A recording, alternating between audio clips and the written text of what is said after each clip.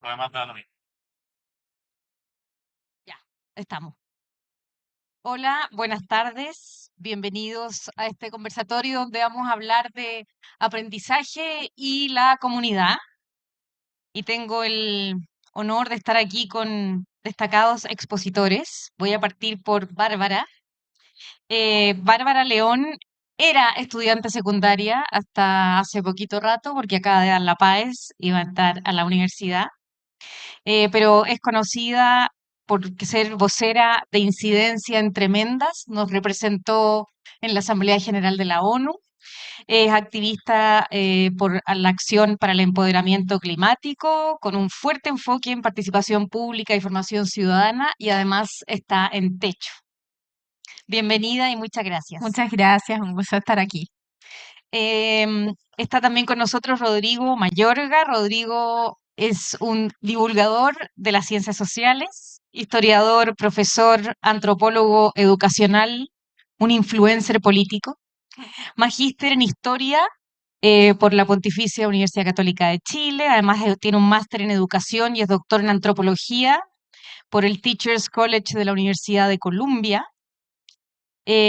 Como si fuera poco, además es director ejecutivo de la Fundación Momento Constituyente, cuyo objetivo es entregar educación cívica, ciudadana y democrática y contribuir desde ahí al debate público y a los procesos de construcción colectiva que Chile vive hoy y que tanto necesita. Gracias, Carmen Gloria. Gracias a ti. José. José Gómez, voy a leer cómo está aquí porque supongo que para ti es lo más importante del currículum. Es padre de Rebeca, Pedro, y va por la vida de la mano con Carolina. Qué suerte, la suerte, ¿ah? La suya. Dedicado a transformar espacios públicos en espacios lúdicos a través de su rol como director ejecutivo y creativo de la ONG Espacios Lúdicos, la cual cofundó el 2016 mediante la implementación de experimentos e intervenciones urbanas y procesos de diálogos ciudadanos desde el juego. Aparte, es seleccionado nacional del juego Go. Mira, estudió arquitectura, magíster en proyecto urbano y diseño cívico y es fundador de la Red Latinoamericana de Placemaking y de la oficina AEIOU de Estudios Experimentales. Muy bienvenido. Patricio es como dueño de casa.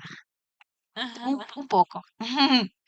Es un apasionado por la creatividad y como principal catalizador de aprendizaje y desarrollo personal y comunitario, busca diseñar procesos que permitan el desarrollo integral de las personas a través de integrar la diversidad del lugar que habitamos. Eso lo ha llevado a integrar aprendizaje y experiencias sobre agricultura, identidad cultural, terapia floral, emprendimiento, regeneración y arte.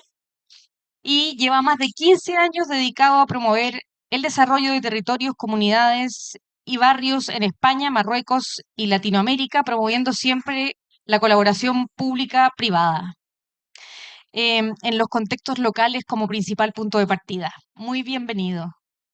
Muchas gracias. Gracias por la invitación.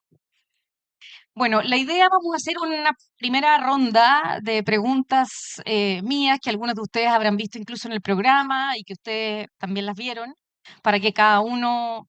Voy a partir con una que podemos ir contestando en orden. Em, Aquí se ha hablado mucho que estamos hablando de un aprendizaje que no es solo sobre la educación formal, no estamos hablando de cómo mejorar los colegios, sino que cómo nos convertimos en un país que está en constante aprendizaje. Entonces yo les quiero preguntar a ustedes de cada uno de sus puntos de vista, ¿cuál creen que es el principal tipo de aprendizaje que puede empujar la comunidad?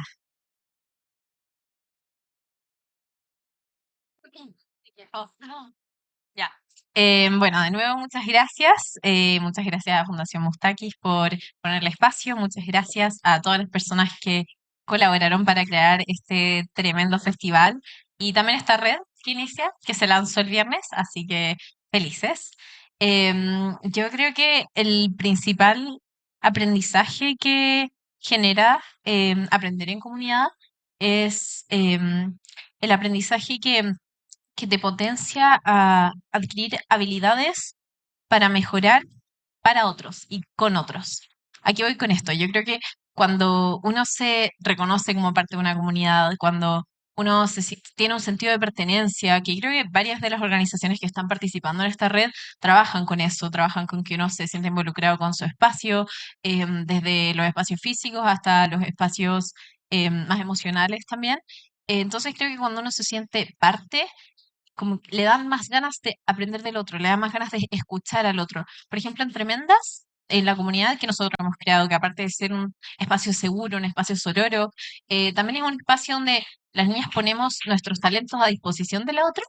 Entonces se crea mucha admiración la una de la otra. Entonces, desde esa admiración también uno aprende, uno quiere escuchar al otro y creo que también cuando uno está en comunidad y uno siente esas ganas de aportar a la comunidad, por ejemplo, desde el centro de estudiantes, yo fui por un muy largo tiempo, mis 4 años de educación media, parte del centro de estudiantes y trabajé con personas que del solo hecho de querer aportar a que sus otros compañeros, que sus pares estén mejor, nacían proyectos, nacían desde crear una charla con otra organización hasta hacer un reel para el Instagram del centro de estudiantes y todo eso potenciaba investigación, porque no podías hacer un reel sin investigar, entonces te daban ganas de aprender más allá y aprender por el otro. Lo mismo nosotros, por ejemplo, hicimos un libro de educación ambiental con los profesores, con los otros compañeros, y en ese libro lo hicimos para nuestros compañeros más pequeños, de primero a cuarto básico.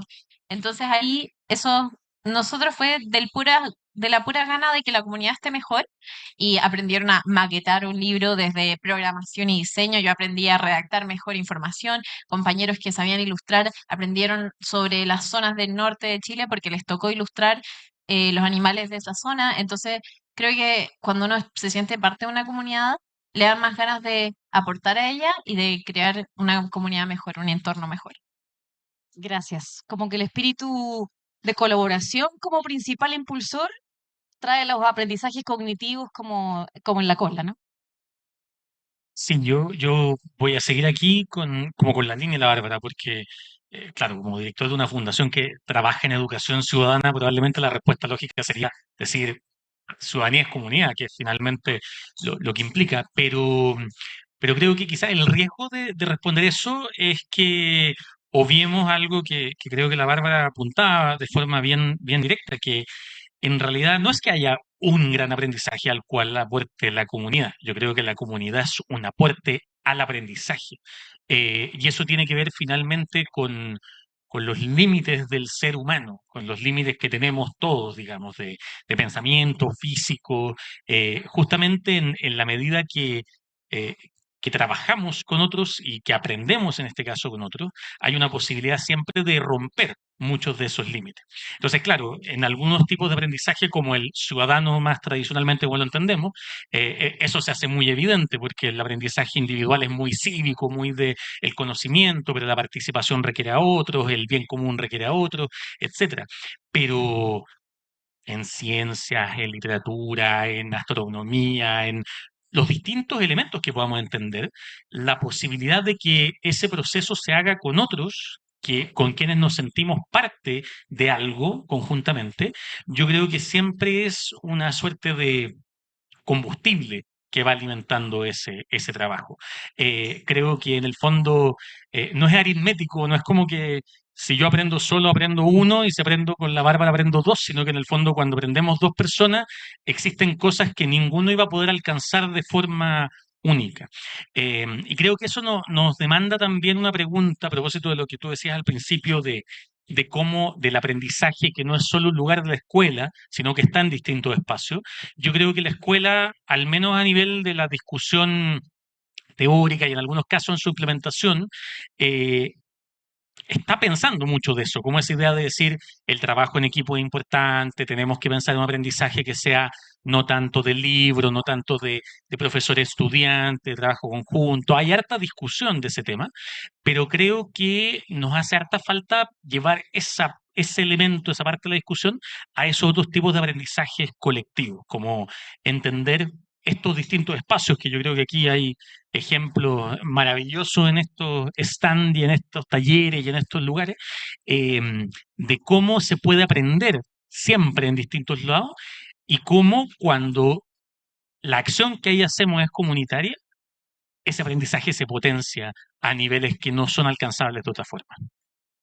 Muchas gracias. José, ¿cuál crees tú que es? Buenísima. Y ¿Sí agrego se una, escucha? agrego una pregunta. ¿Se puede aprender sin la comunidad? Agrego la pregunta. Ah, wow. ¿Y por qué me tocó más difícil a mí? No, te tocaron dos. Por tener más tiempo para pensar. Eso. No, a ver, yo estoy muy en línea ahí y colgándome haciendo trampa porque me voy a colgar de cosas muy de ustedes. Los tipos de aprendizaje, el cómo en las comunidades tienen que ver con lograr identificar esos comunes, y ahí viene la comunidad. Y se nutren y se alimentan desde la diversidad que se aloja en esa comunidad. Si somos una comunidad que es poco diversa, es muy poco lo que hay que aprender. Las tipologías de aprendizaje no tienen que ver con formas, sino que tienen que ver con esas redes, con esos conocimientos. Desde lo personal, estoy muy convencido de que aprender es tener esas redes, esas conexiones, poder vivir y convivir con distintas personas, personas que uno vaya conociendo, que vaya experimentando. Dentro de esas relaciones está justamente lo que uno le provoca esta curiosidad, el conocimiento y esa adaptación es cuando, ese paso como a la adaptación, creo yo que es cuando se acerca un poco a la palabra aprender. Y en las comunidades se da eso, no en todas, pero un poco desde espacio lúdico fomentamos a generar esos roces entre las personas, que las personas se conozcan, que vayamos aprendiendo entre sí. Y hay un caso que me está acordando ahora, cuando vivía en Providencia, en la unidad vecinal de Providencia, estábamos en un territorio de unos bloques de departamentos muy cercanos unos con otros, sin embargo no nos conocíamos, no había nada que aprender de este lugar. Entonces con la Carola, con la Rebe, el Pedro que están ahí, empezamos a pegar en los árboles un afiche para que todos se conecten a través de un QR a un grupo de Facebook de la comunidad. Entonces cuando empezamos a conectarnos recién entre los vecinos, salieron una serie de dinámicas increíbles, desde armar un huerto, desde la señora que plantaba plantas medicinales, entonces aprendimos de medicina, aprendemos de cuidar las plantas, temas de, como les decía, de huerto, de yoga, empezaron a hacer una serie de talleres, cada uno se empezó a mostrar lo que puede ofrecer y se empezó a mostrar lo que también uno quiere conocer del otro. Entonces con esos match hubo un tipo de aprendizaje en las comunidades que, volviendo un poquito atrás, se da netamente en fomentar esos diálogos, esas relaciones para que las personas se conozcan y en esos encuentros está, creo yo, el aprendizaje. Muchas gracias. Te tocaron las mismas dos preguntas. Yo también me voy a colgar. Yo creo, cuando hiciste la primera pregunta de cuál es el principal aprendizaje, se me vino a la mente la vida misma. Yo creo que eso es lo principal que se puede aprender en comunidad. Y después hiciste una segunda pregunta, ¿se puede aprender no en comunidad o sin la comunidad? Se puede aprender, pero también, ¿qué queremos aprender? Creo que eso es fundamental. Y creo que aprender tiene que ver con la vida, o sea, tiene que ver con cómo nos enfrentamos a la vida, cómo entendemos y cómo también muchas veces generamos soluciones a desafíos y entender el poder generar soluciones a desafíos de manera individual es difícil. Entonces creo que es clave aprender en comunidad. Y parte de las experiencias que también generamos desde Mustakis tiene que ver con esa visión transversal del aprendizaje en toda materia, desde el punto de vista de cómo aprender matemática, por ejemplo, o cómo aprender ciencia, lenguaje, que sin duda es muy importante, pero también cómo uno se va desarrollando integralmente como ser, cómo expandimos conciencia. No solo cognitiva desde el entender, pero esta conciencia corporal, la conciencia emocional, con uno mismo y con otros y con el entorno que habitas. Entonces, finalmente es fundamental, es fundamental. Y me sumo a lo anterior, o sea, la diversidad es fuente de riqueza. Y creo que en comunidades diversas el aprendizaje es mucho más potente y mucho más rico. Ustedes trabajan dentro de distintas comunidades de distintos tipos y en distintos entornos.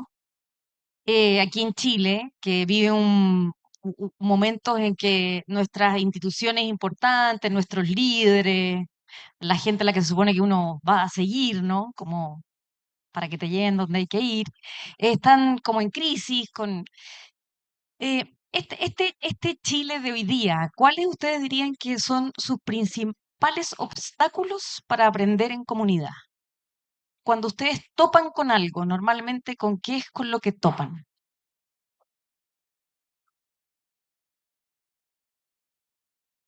Para colgar también, como que estamos aquí todos saltando uno al otro, pero yo creo que justamente está el tema de que efectivamente el aprendizaje en comunidad es la vida misma. O sea, nacemos y estamos en una comunidad. O sea, por definición no podemos nacer solos. De ahí, desde ese momento.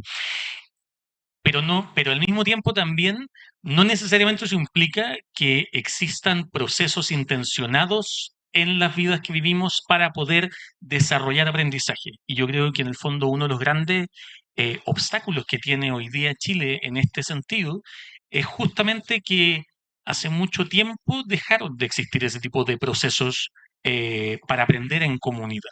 Porque como digo, esos procesos requieren, por ejemplo, ciertos pensamientos de lo colectivo, que no tienen que ver con una postura política específica, ni mucho menos, tienen que ver con entendernos como eh, en cuál es el principio que nos moviliza, ¿es la competencia o es la colaboración? Y creo que las últimas 50 décadas, uno podría decir, o sea, 50 décadas, 5 décadas, uno podría decir que efectivamente hemos tenido una suerte de dejar de lado ese tipo de procesos porque se han considerado por algunos peligrosos o que pueden generar algún problema o que pueden generar alguna problemática. Y creo yo que el gran obstáculo que tenemos es que hoy día, cuando uno lo mira así como en términos de las generaciones que no hemos aprendido eso, somos más de la mitad probablemente de los que formamos este país. Muchos de los que no aprendimos eso somos los que después estamos supuestamente enseñando eso como profesores, como padres, como madres, como líderes de distintas organizaciones, etcétera. Eh, y parte de lo que yo creo que nos ha pasado estos últimos años tiene que ver con que nos reventó una ola encima en la cual no podemos no enfrentarnos a eso. Entonces, no hablamos de lo colectivo, no hablamos de política, no hablamos de los ciudadanos, pensamos las cosas en lógica individual y de repente nos enfrentamos a un problema grande a nivel social, a una crisis social en de la cual no salimos solos, de la cual nadie va a salir solo. Entonces tenemos que empezar a ver cómo aprendemos en comunidad, pero reconociendo esto que ustedes decían muy bien, que eso implica enfrentar la diversidad, que es muy rica, pero también implica que no vamos a estar de acuerdo en muchas cosas. Y creo que ahí estamos, y creo que ahí nos estamos dando vueltas hace rato. Para mí ese es como el objetivo, el problema central. Cuello de botella. Ahí está el cuello de botella, dices tú. ¿Puedo Sí, complementar? muy cortito. Solo quiero hacer un paréntesis para que todos los que quieran preguntar algo, tenemos un sistema muy moderno, para mí por lo menos, que se escanea este código y por inteligencia artificial, no sé cómo, va a llegar a mi celular que está aquí y yo voy a leer sus preguntas. Así que eso voy a aprender yo hoy día, cómo leer preguntas que llegan de ahí a acá. ¿Está bien? Sí, no, está bien.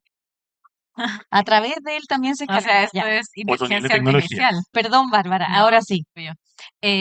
Bueno, yo personalmente creo que también me voy a colgar de lo que decía Rodrigo.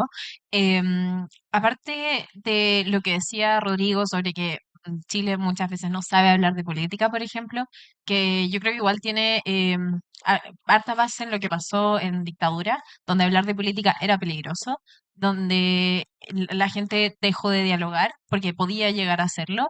Y creo que todavía nos queda mucho por aprender de eso, de cómo enfrentarnos a conversaciones incómodas, cómo enfrentarnos a aprender del otro sin tener esa premisa de que en la mesa no se habla de política, porque así no podemos avanzar. Y ahí creo que también está lo que falta de educación ciudadana, yo la primera vez que me empecé a interesar por esta educación ciudadana fue porque fui a un conversatorio de América Solidaria al que llegué por Tremendas, que era de ciudadanía, éramos jóvenes, todos jóvenes, era una comunidad de jóvenes, y ahí una chica contaba, hablábamos de ciudadanía, y una chica contaba, mira, yo siempre consideré que yo no era una ciudadana porque a mí en mi liceo me enseñaban que uno era recién ciudadano cuando tenía 18 años y que podía ejercer la ciudadanía votando o militando en un partido político. Entonces, para ella era algo súper lejano. Entonces, desde Tremendas también agarramos parte de esto de que sin las niñas, sin las mujeres, sin las jóvenes no hay democracia y creamos un programa que se llama Ciudadanas. Lo creamos en asociación con otras organizaciones, entre ellas las Naciones Unidas. Y bueno, en este programa eran consejos municipales donde desde la comunidad de estas niñas de 12 a 18 años, ellas analizaban su comunidad, encontraban qué problemas había, cuáles eran posibles soluciones. Y yo fui facilitadora en ese programa y conversaba con otras facilitadoras y hay una que me dijo, mira, el problema principal al que yo me enfrenté cuando fui moderadora, es que las niñas no sentían que como que lo que decían iba a tener un efecto real, como que no sé, les costaba un poco considerarse agentes de cambio en el sentido de que claro, estaban ahí, podían conversar, pero no veían que su rol en la comunidad, su rol en el barrio era importante. Yo creo que ahí tiene mucho que ver con la participación ciudadana, con el entender que ser ciudadano es ser parte de una comunidad, tener derechos, tener deberes y desde ese sentido creo que eso es algo que nos falta, trabajar más intergeneracionalmente para que todos sientan que lo que dicen es importante y dialogar a tiempo.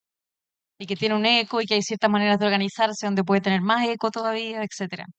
Eh, Patricio, tú has trabajado en distintos lugares, entonces a lo mejor con más razón puedes decir qué dificultades específicas ves en Chile, que a lo mejor no viste en Marruecos, no viste en España, no viste en algunos otros países de Latinoamérica para trabajar en comunidad y para aprender en comunidad.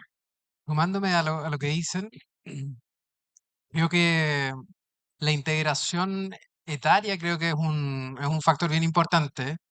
Eh, o sea, si entramos a las comunidades educativas, la educación tradicional te reúne según la edad que tú tienes. Y si no naciste antes de esta fecha, no puedes entrar y pasas a la siguiente. Entonces creo que ahí hay una pérdida de aprendizajes que son propios del día a día.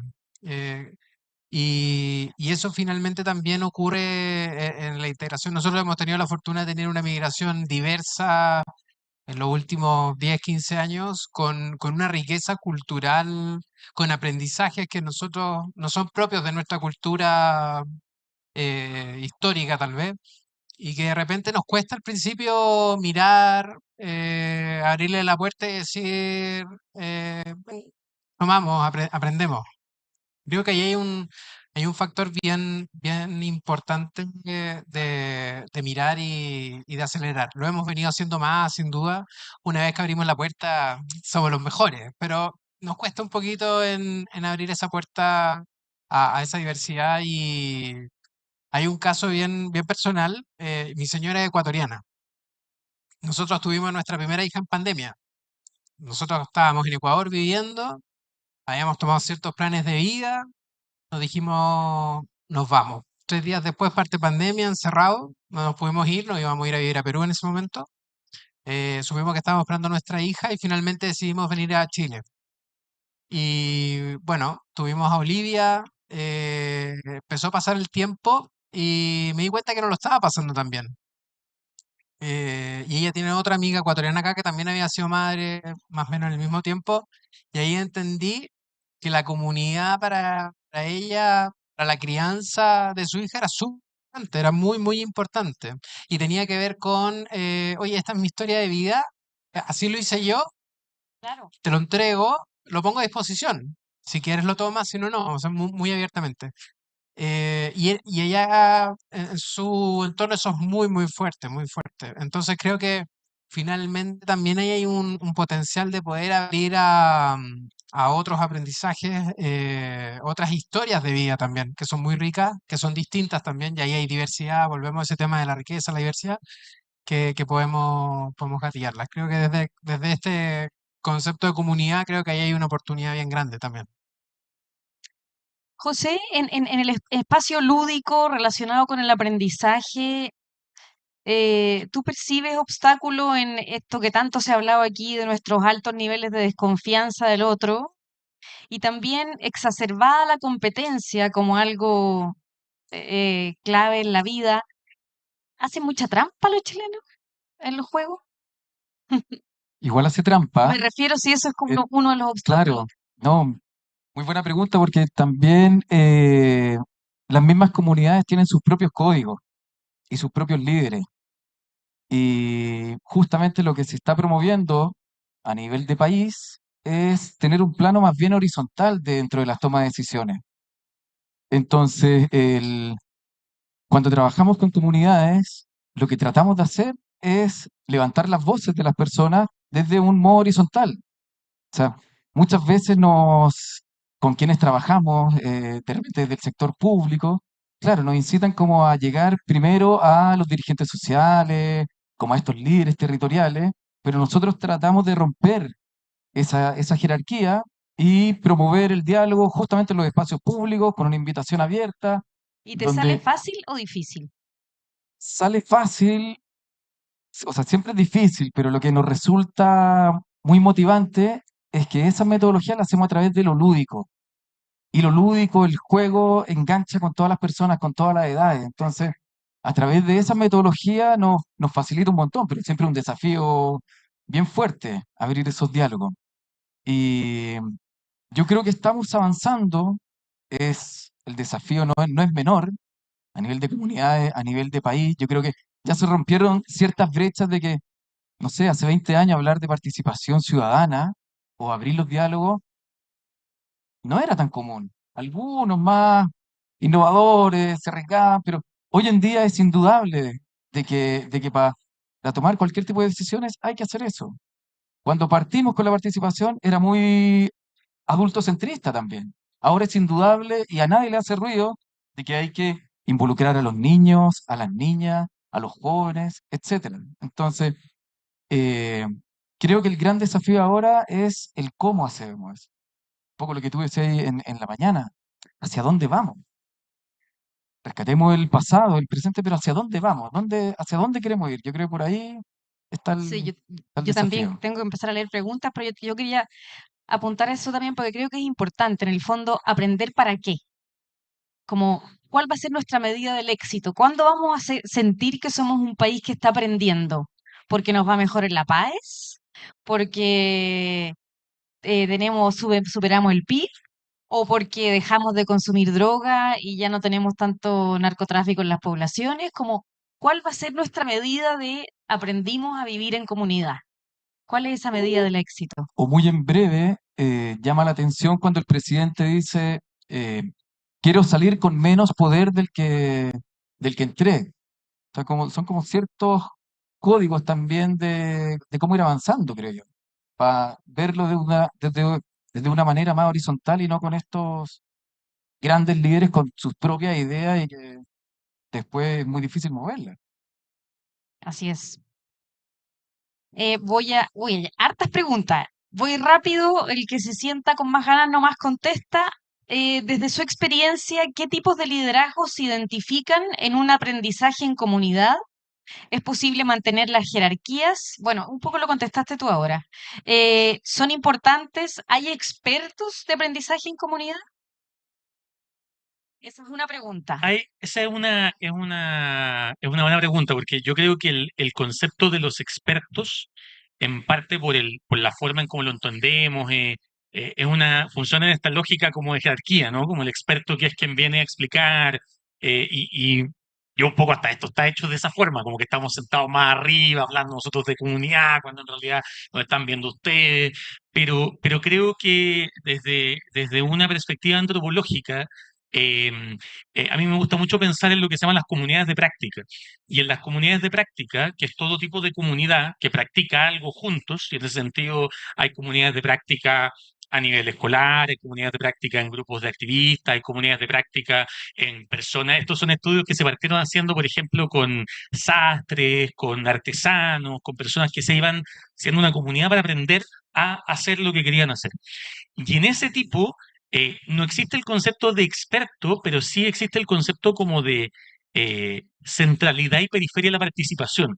Entonces, en el fondo entendemos que, y de nuevo lo hablamos en la mañana, está este tema como temporal. O sea, no es que cualquier persona que llega a la comunidad práctica es lo mismo porque algunos ingresaron antes, han pasado más tiempo ahí, han aprendido más cosas, pero justamente lo que va generando ese tipo de relaciones es más bien ese tema de lo que yo puedo ir enseñando y aprendiendo de otros. Entonces, está el maestro, el oficial, el aprendiz, pero no es la lógica de que el maestro es el que lo sabe todo y al que yo tengo que escuchar para aprender qué hacer para luego hacerlo, sino que más bien el hecho de que yo como aprendiz estoy en un proceso de aprender y por lo tanto lo tengo que aprender haciéndolo y con gente que lo haya hecho hace más tiempo que yo, de modo de ir mirando, observando.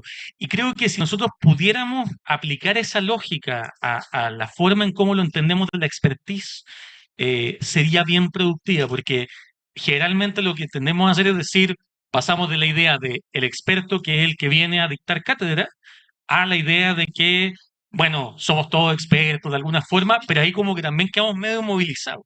Y creo que esa lógica del tiempo de participación y el lugar desde el cual participamos ayuda a resituar esa idea.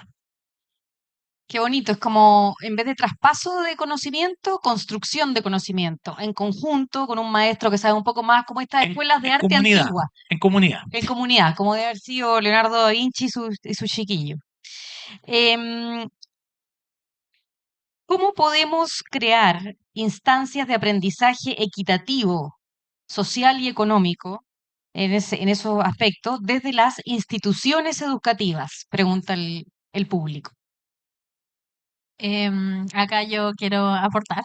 Yo creo que algo que dijeron el viernes en el lanzamiento, yo estuve acá en el lanzamiento de la red Aprender, que es como algo que engloba un poco este festival. Era un profesor que dijo, no se, tenemos que volver a entender que no se puede enseñar sin aprender del otro. Creo que tiene mucho que ver con lo que decía Rodrigo y me pareció muy lindo y creo que también se puede extrapolar a las instituciones, también a las organizaciones sociales. Nosotras desde Tremendas aprendemos de la otra desde las distintas áreas de conocimiento que tiene cada una y también trabajamos con instituciones educativas. Em, Antes les comentaba un poco experiencias que yo tuve en mi institución, que fue un colegio. Hicimos, por ejemplo, un trabajo que fue de hartos meses que se llamaba Plan Dignidad, que tratamos temas sociales y ambientales en colaboración con organizaciones sociales. Por ejemplo, invitamos a Tremendas, invitamos a el Centro de el Observatorio de Moda de la Universidad de Diego Portales, invitamos activistas, entonces se hizo un trabajo muy colaborativo donde también entrevistamos a profesores, por ejemplo, pero entrevistamos también a gente externa y asociamos un poco como el deber estudiantil y lo que es y el deber de cada organización, o sea, no el deber, pero el interés de cada organización y con salirse un poco del currículum. Y en ese sentido creo que las instituciones tienen un rol muy importante que es de horizontalizar, como decían también los compañeros, el aprendizaje. Uno de los proyectos que ganó el viernes en el premio Elige Innovar era un proyecto que había salido de los profesores en colaboración con los estudiantes y los estudiantes hablaban de inclusión y de otros temas que les interesaba. Y creaban como una red con sus propios compañeros. Y también conversé ese día con un chiquillo que había sido juez del premio, pero que había ganado el año pasado con una idea, con un proyecto en su colegio bien parecido, que se llamaba El Basurero, y era como una red de estudiantes que se capacitaron en temas de salud mental. Desde la empatía, desde las ganas de que sus estudiantes, de que sus pares estén mejor, y ahí apoyaban cuando los estudiantes tenían crisis, si es que llegaban en estado de ebriedad al colegio, entonces se capacitaban y aprendían mucho por el otro. Y creo que ahí también en mi colegio se hizo se hizo hace muy poco, que ya fue el segundo año, que hicieron encuentros ciudadanos. Yo acá tengo el mío, que este año fue Dialogar para Reparar, o sea, el año pasado, a propósito de los 50 años del golpe de Estado. Y ahí nos tocó a los mismos estudiantes monitorear un como grupo de trabajo con nuestros compañeros de primero a cuarto medio. Entonces, los profesores nos ayudaban, nos daban ideas, nos capacitaban un poco y después se formaron grupos de conversación y de actividades entre los estudiantes. Entonces, ahí creo que la institución tuvo un rol muy importante de darnos espacios de clases para hacer eso y obviamente crear esa dinámica que era muy distinta a que un profesor te esté explicando la importancia de conmemorar, de dialogar, las consecuencias, etcétera, que es muy importante esa área, pero también fue muy importante esta dinámica donde un par lideraba y moderaba, más que lideraba, un diálogo, porque creo que ahí aprendimos mucho del otro y también aprendimos, tuvimos herramientas para conversar. Entonces creo que en ese sentido las instituciones tienen un rol para dar estos espacios de aprendizaje comunitario. Gran idea para los que preguntaron.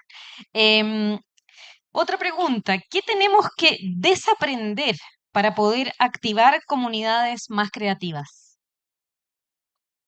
Está difícil esa pregunta. ¿Qué habría que desaprender? Yo creo que a mí no me gusta mucho la palabra desaprender, porque en el aprendizaje hay experiencia. Equivocarse es parte del aprender. Yo creo que hay que soltar rigidez, creo que es fundamental. Soltar seriedad de repente, somos muy serios, o sea, jugar no tiene que ver con ser serio, querer soltar también trancas, ¿por qué no decirlo? O sea, cuando juega en comunidad te expones de alguna manera, cuando participas en comunidad hay que soltar el miedo a querer exponerse también. Eh, y, y creo que algo que también es bien importante, que lo que hacemos palpitar aquí también tiene impacto allá, porque finalmente somos parte de un sistema, y cuando hablo de un sistema es que estamos interconectados. Y creo que ahí es fundamental también, dentro de esa lógica, entender que uno está conectado con tu historia. Lo importante es ir sanando y ir soltando, y estás conectado con un futuro, estás conectado con un otro. Algo que pensaba un poco, también de lo que hemos ido conversando. De repente cuando pensamos sobre comunidad y aprendizaje, encapsulamos en una comunidad y la interrelación entre comunidades es vital y tiene que ver un poco con lo que estaba diciendo. O sea, tú llegaste a la comunidad en Providencia. No sé si fuiste tú, pero quizás tú activaste con tu llegada todo ese movimiento que empezó a generar relaciones, aprendizaje en torno a huertos, etcétera, etcétera. Entonces, creo que ahí, hay que soltar un poco esa seriedad y de repente ciertos códigos también que manejamos. Un poco por ahí, diría yo. ¿Alguien más quiere aportar a esa Yo. pregunta? Paso a la... Yo. Ah, tú, Sí, perdón, dale. perdón por hablar tanto, pero quiero aportar la perspectiva de género. Creo que algo, claro, la idea, o sea, nunca, la palabra desaprender tampoco es muy usada, yo creo que nunca la había escuchado, pero, pero creo que como mujeres, como niñas también muchas veces, ahora salió una nueva campaña del Mineduc de las diferencias de cuánto las palabras importaban a la hora de enseñar sin sesgos de género, y creo que algo que sería bueno desaprender para poder potenciar la creatividad es el que las mujeres somos peores para matemáticas, el que las mujeres no podemos jugar ciertos deportes. Creo que igual, obviamente ya avanzamos harto, poca gente, al menos a mí no me toca convivir tanto, gracias a la vida, con gente que diga que las mujeres no podemos jugar fútbol, pero creo que hablaba de hecho el viernes con un profesor de física que decía, a mí tengo estudiantes que les encanta las ciencias, pero sus papás les dicen que no se metan a una carrera científica, que mejor se metan a algo más de mujeres, a una carrera más de mujeres, algo más humanista, algo más de la literatura. Entonces creo que no podemos, tenemos que abrirnos en ese sentido. Tremendas tiene un eslogan que es que no podemos crear nuevas ideas si es que las mismas personas están observando el mundo y lo relacionamos mucho con la Academia de Ciencias que nosotras tenemos, Atómica se llama, y se habla de eso, que nuevas miradas en las ciencias, nuevas miradas en la innovación, en la creatividad, y que las mujeres realmente participen en espacios donde comúnmente no están. Creo que es importante poder tomar ese desafío, tomar esas ganas y decir, y atreverse y darse el espacio de crecer en las ciencias, en las matemáticas, pero también en muchos otros espacios donde tal vez como mujeres nos hemos reprimido más, incluyendo la política. 100% de acuerdo. Em, en un país tan centralizado como este, dice esta pregunta, ¿cómo podemos favorecer el aprendizaje en comunidades de regiones donde la vulnerabilidad, ruralidad y pobreza multidimensional amplían las brechas de exclusión y baja participación? Creo era algo que me venía dando vueltas de un par de preguntas antes que tenía que ver con cómo las instituciones aportan a esto. Y creo que con el tema de la centralidad o el centralismo y la descentralización hay otro elemento que coincide, que tiene que ver con cómo usamos los recursos. Porque también yo creo que a veces y es un mea culpa de muchos de quienes ocupamos espacios como estos, de discusión, etcétera, tendemos como a entrar a este tipo de preguntas, como decir, mira, podríamos hacer esto, potenciar esto otro acá, como buscarle la vuelta. Y, y creo que en el fondo también a veces nos falta mirar de frente el hecho de decir, eh, si algo nos parece importante y nos parece importante como comunidad, debiéramos dedicarle los recursos que corresponden.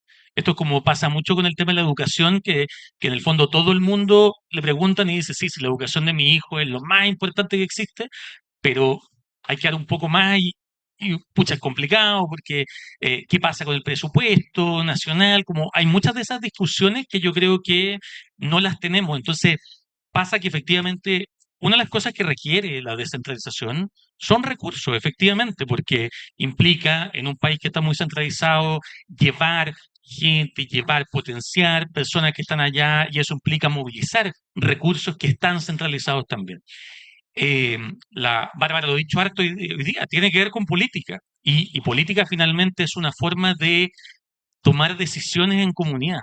Entonces creo yo que una gran pregunta que nos tenemos que hacer como comunidad, y que creo que felizmente nos la estamos haciendo más, José también lo decía, creo que hay preguntas que hace 20 años no nos hacíamos, el tema de género es otro gran tema que hace 20 años tampoco probablemente tenía la centralidad en las discusiones de lo que tiene hoy día, pero es justamente que no basta con declarar que algo nos importa, sino que, como dicen los gringos, como que hay que poner las monedas donde está nuestra boca, como, o si no las monedas, la acción o el tiempo o los recursos o la energía, porque si no, caemos a veces en esta lógica de, son todos estos temas que nos importan, pero al momento de financiar, al momento de pagarle a alguien, terminamos valorando, pareciera ser que otras cosas sobre esas que declaramos que nos importan. Y ahí creo yo que hay un ajuste político que es necesario y que supone, eh, no digo que suponga como decir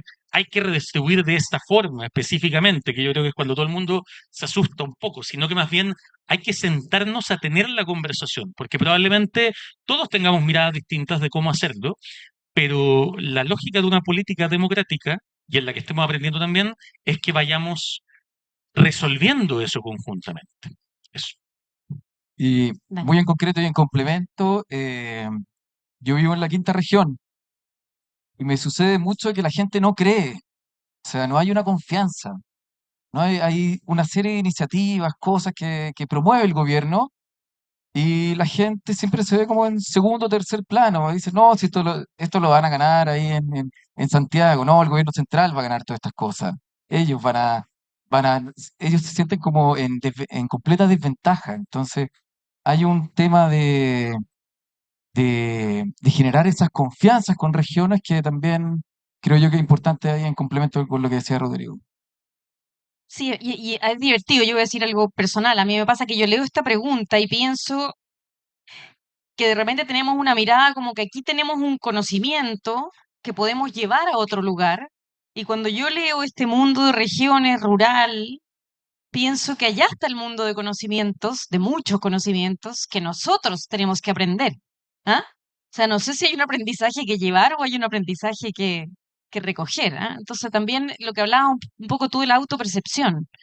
Y yo creo que de repente hay como esa mirada también desde regiones, como que necesitan de Santiago, estoy de acuerdo con los presupuestos, eso sí, pero más de lo que realmente necesitan.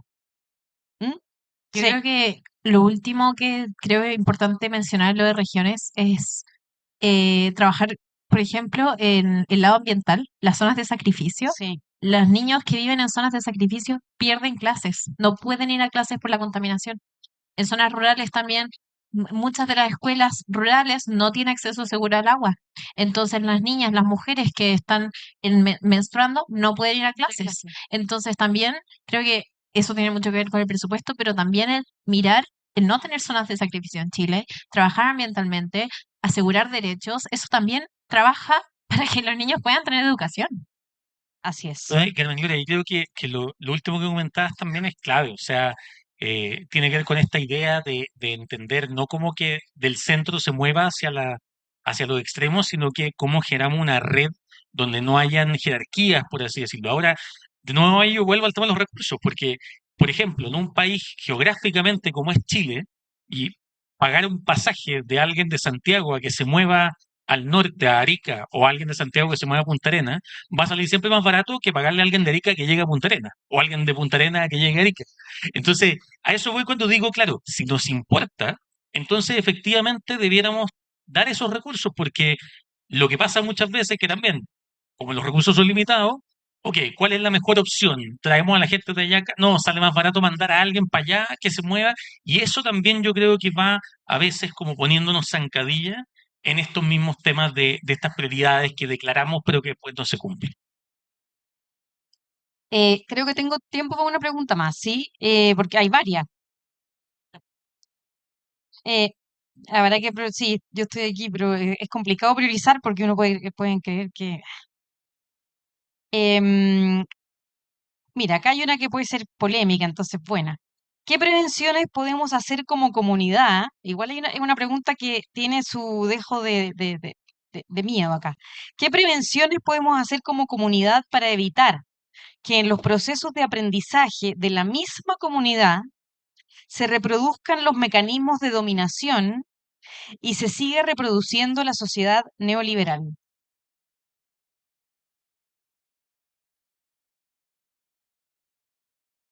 Está buena la pregunta.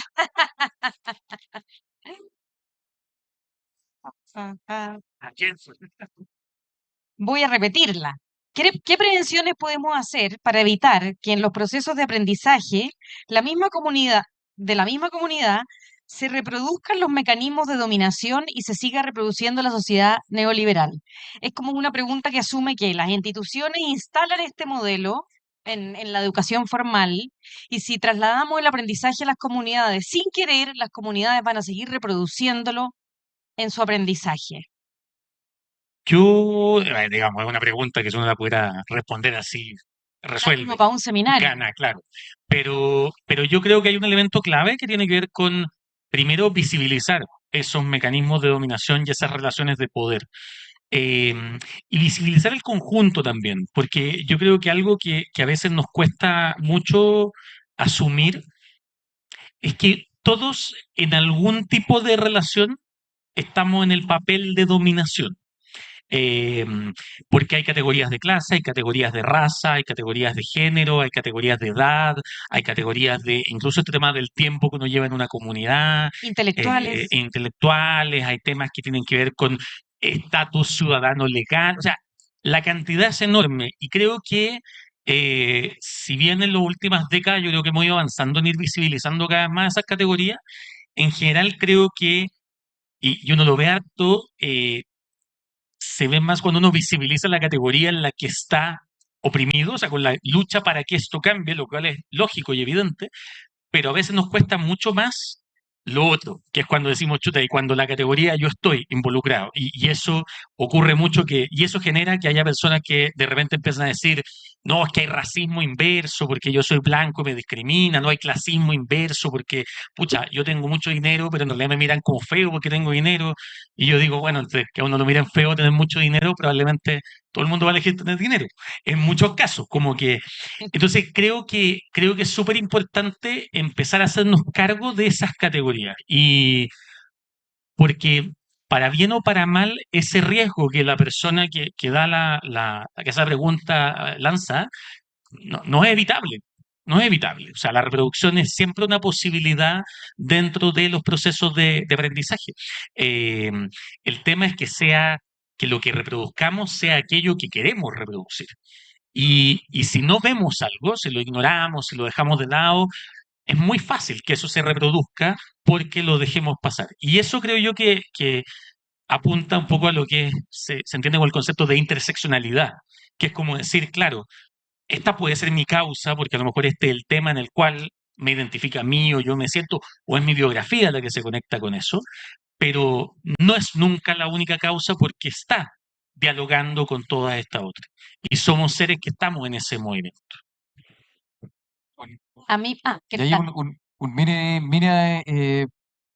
pensamiento que viene ahora, es que yo creo que no hay modelos mejores que otros, sino que lo que yo creo es que el mal modelo es aquel que se impone ante los otros. Entonces, si es que logramos generar un camino con esta visión desde lo colectivo, donde las tomas de decisiones, ya sea un modelo neoliberal o otro, es lo que en verdad queremos, yo creo que no hay rollo con el modelo que sea, sino que yo creo que, volviendo un poco, si es que se están imponiendo las cosas, ahí vamos a entrar en un problema. Me voy a meter un poco porque yo trabajo con sesgos de género y he investigado un poco el tema, es como mi pasión. Y yo creo que la única manera de evitar reproducir sesgos es sentarse y decir, ¿es lo que creo verdad o es lo que creo mi percepción personal?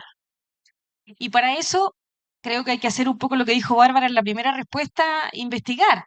Ahora es más fácil investigar cualquier cosa porque están nuestros buscadores.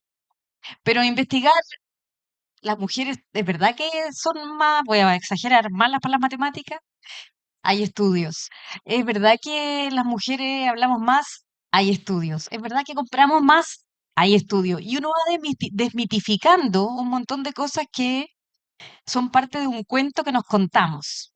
Así como nos contamos el cuento que era mejor para la sociedad competir que colaborar, y hemos ninguneado el colaborar, que es algo que han hecho las mujeres históricamente, porque es parte de lo femenino, y la historia que nos hemos contado ningunea lo femenino. Eh, yo creo que para aprender en comunidad hay que hacerse antes que nada esa pregunta, ¿no? Lo que siento es mi sentimiento, cuánto de este sentimiento es real, es cuánto es prejuicio, cuánto es estereotipo. Luego puedo sentarme en un grupo, creo yo, a aprender desde un poquito más cerca de la verdad, ¿no? Yo creo que de ese lado, lo que decías de los estudios, conversaba con Lanto, que es una compañera tremenda que está ahí sentada.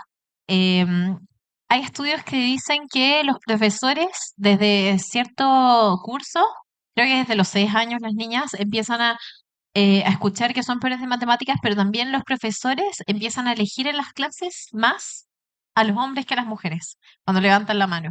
Entonces, eso también deja de potenciar que las mujeres sigan desarrollando esas habilidades. Entonces, creo que lo que decía de que las instituciones em, no repliquen ciertos pensamientos, ciertos sesgos de género también, toca eso, investigar, pero también hacer una retrospección de qué, qué incluso las mujeres, la misoginia interna, no sé si has escuchado ese concepto, que nosotras mismas a veces replicamos sesgos de género, nosotras madres que les dicen a sus hijas, no, sabes qué, mejor tú quédate más calladitas y tu compañerito es saber más.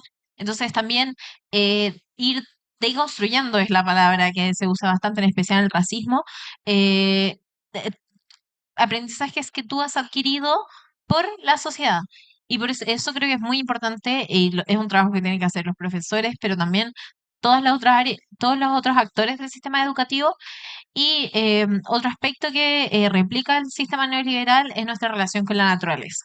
Entonces yo creo que en ese sentido, aprender de las comunidades indígenas, aprender de cómo estas comunidades se relacionan con la naturaleza y se entienden como parte del ecosistema, no desde el antropocentrismo donde el humano está en una jerarquía y explota la naturaleza y no es parte de ella. Creo que también buscar un aprendizaje donde hay educación ambiental, donde los niños salen y conocen su entorno, donde van al cerro que está cerca de su escuela y ven qué árbol hay y la importancia de este árbol nativo en el ecosistema de ese cerro y su relación con el animal que acaba de pasar al lado de ellos. Creo que esa educación ambiental también es buena para que no se sigan replicando esta idea de que el ser humano domina todo y tiene todo el derecho del mundo a seguir explotando el planeta, porque así vamos a llegar a nuestra perdición, literalmente, con la crisis ecológica.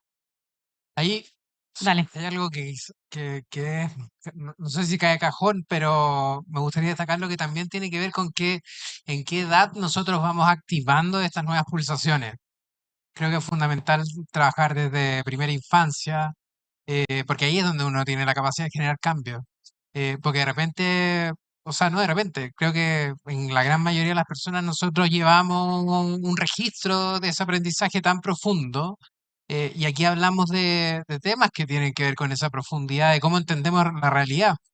Y trabajar con primera infancia ahí creo que es importante destacar que es fundamental.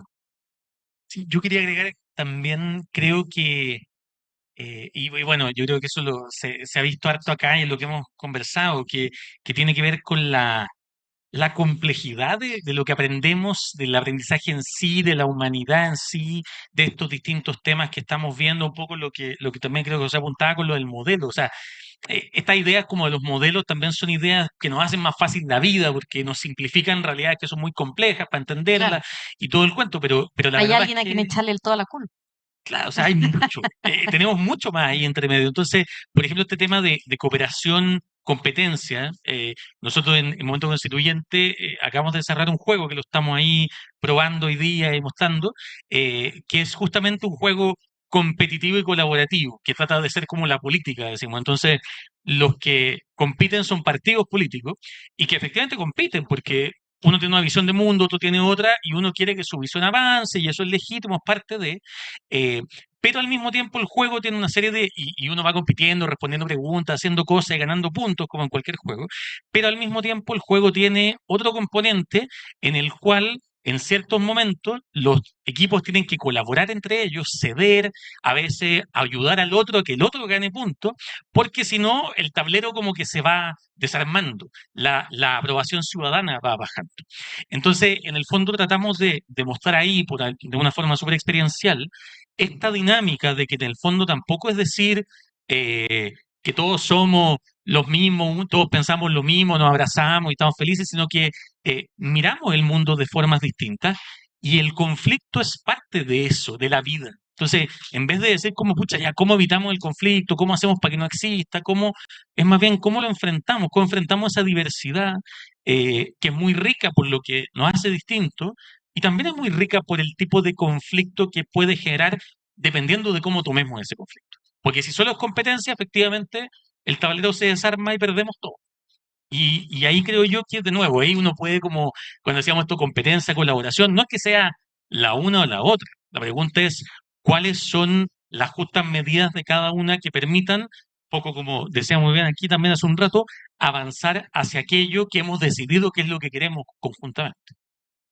Imagino que los juegos de José también incluyen eso y estaba pensando que aparte de los estudios y todo eso para los sesgos, siento que exponerse a jugar en general también es un buen desarmador de prejuicios, porque uno jugando o enfrentándose a la naturaleza, como decías tú, se da cuenta que hay chiquillas súper valientes que van a escalar la montaña y hay chiquillos que les da nervio y hay unos que son más intrépidos, que no depende mucho, por ejemplo, hablando de los sesgos de género, eh, se ponen mucho a prueba los prejuicios y se desarman los prejuicios, pensaría yo. ¿Pasa eso? Sí, totalmente. Y de hecho lo que es muy rico también, de que conecta desde distintos grupos etarios. O sea, ya no hay esta combinación de los adultos mayores, los adultos, los niños. O sea, el juego permite, al tener sus propias reglas, e invitar a explorar, genera eso. No están los prejuicios, no es que uno viene con sus visiones, sus ideas, sino que el mismo juego promueve a explorarlas desde, desde estos cruces de edades que son muy fascinantes. Llegamos al tiempo. Les quiero agradecer mucho por este panel, sus aportes, su conversación y a todos los que nos escucharon, 1 millón de gracias. Muchas gracias, Carmen, mi compañero.